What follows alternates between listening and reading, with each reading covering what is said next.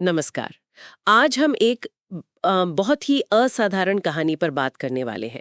मानव सहन शक्ति की कहानी। जी, वालेरी पोलियाकोव की और उनका अंतरिक्ष में सबसे लंबा मतलब रिकॉर्ड तोड़ एकल मिशन। हाँ, हमारे पास जो जानकारी है वो इस मिशन के कुछ अहम हिस्सों पर रोशनी डालती है और हमारा मकसद है इस पूरी यात्रा को समझना। 437 दिन अंतरिक्ष में ये क्यों हुआ और आगे जैसे मंगल यात्राओं के लिए इसके क्या मायने हैं। बिल्कुल। तो चलिए शुरू करते हैं। तो वालेरी पोलियाकोव ये सिर्फ एक कॉस्मोनॉट नहीं थे, है ना? वो एक डॉक्टर भी थे। हाँ बिल्कुल, स्पेस मेडिसिन में स्पेशलाइजेशन था उनका। और उनका जो मिशन था मीर स्पेस स्टेशन पर 8 जनवरी 1994 से शुरू हुआ, फिर 22 मार्च 1995 तक चला। करीब 1.5 साल। हाँ, और जैसा आप कह रही थी, ये सिर्फ वहां रहना नहीं था। इसे देखा गया एक तरह के वैज्ञानिक सिमुलेशन के तौर पर। सिमुलेशन? किस चीज का? मंगल ग्रह तक जाने और वापस आने का। मतलब सवाल यह था कि क्या कोई इंसान इतनी लंबी यात्रा शारीरिक और मानसिक रूप से झेल भी सकता है या नहीं। अच्छा, क्योंकि मंगल यात्रा तो लंबी होगी। बहुत लंबी। अनुमान है कि 400 दिन से ज्यादा लग सकते हैं आने जाने में। तो पोलियाकोव का मिशन सीधा इसी सवाल का जवाब ढूंढ रहा था। और उन्होंने खुद ही जिम्मेदारी ली। हाँ, उन्होंने स्वेच्छा से वॉलंटियर किया, ये जानने के लिए कि इतने लंबे समय तक माइक्रोग्रेविटी में मतलब भारीनता में और उस अकेलेपन में, आइसोलेशन में शरीर और दिमाग में क्या असर पड़ता है। और ये माइक्रोग्रेविटी का असर तो काफी गहरा होता है ना, जैसे हड्डियों पर, मसल्स पर। बिल्कुल बिल्कुल।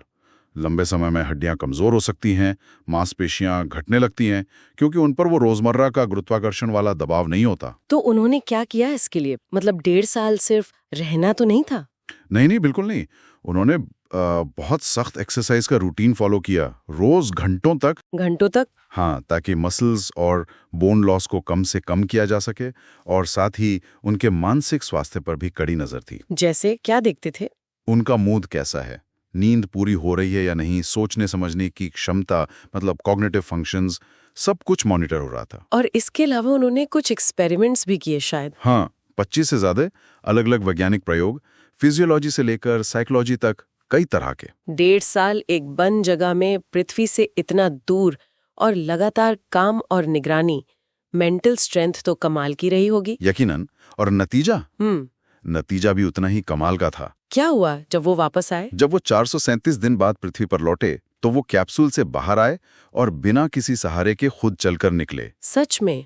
बिना किसी मदद के? हाँ, ये एक बहुत बड़ी, आप कह सकते हैं, सिंबॉलिक जीत थी, और वैज्ञानिक तौर पर भी। इसने दिखाया कि हाँ, इंसान इतनी लंबी यात्रा झेल सकता है। इसने जरूर उन आशंकाओं को कम किया होगा। बिल्कुल। हमें ठोस डेटा मिला कि सही तैयारी और उपायों के साथ लंबे स्पेस मिशंस के फिजिकल इफेक्ट्स को मैनेज किया जा सकता है। और जैसा आपने कहा, मेंटल रेजिलियंस, ये साबित हुआ कि दिमागी मजबूती भी उतनी ही जरूरी है जितनी शारीरिक सेहत। कुछ रिपोर्ट्स थी शायद कि उनका मूड भी काफी स्थिर रहा पूरे मिशन में। हाँ, कुछ स्टडीज ये बताती हैं कि उनका मूड आश्चर्यजनक रूप से स्थिर था, जो अपने आप में एक अहम खोज थी उस समय। और सबसे दिलचस्प बात, आज भी, इतने साल बाद भी, हाँ, कोई भी उनके इस 437 दिन के लगातार एकल मिशन के रिकॉर्ड को तोड़ नहीं पाया है। सही है। इंटरनेशनल स्पेस स्टेशन ISS पर भी एस्ट्रोनॉट्स आमतौर पर 6 महीने या कभी-कभी साल भर रहते हैं। तो पोलियाकोव का रिकॉर्ड आज भी एक बेंचमार्क है, मानव सहन शक्ति का प्रतीक। बिल्कुल।